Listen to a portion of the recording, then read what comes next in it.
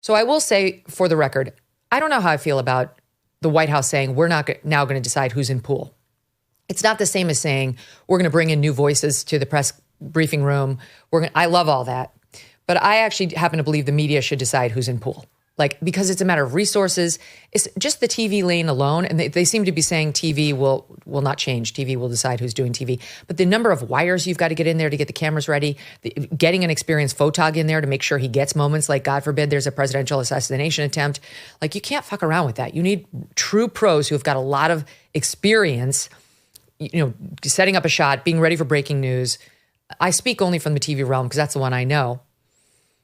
I got questions about this before I really endorse it or criticize it, but the media's in a full-on meltdown over it.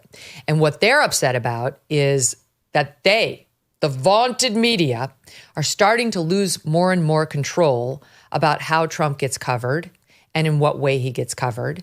And the more I've been looking at the people objecting, the more I've been recoiling, because the absurdity of some of these people trying to say, we are the vaunted media who cannot, be told what to do.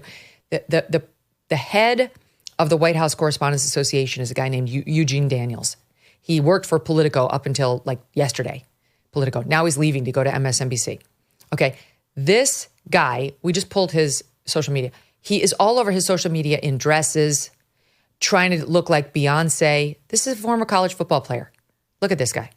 This is the one who's now our press representative at the White House. Look at this. For the listening audience, he's wearing a Beyonce blonde wig with his very large body, sticking his ass out, trying to look sexy, half man, half woman. Okay.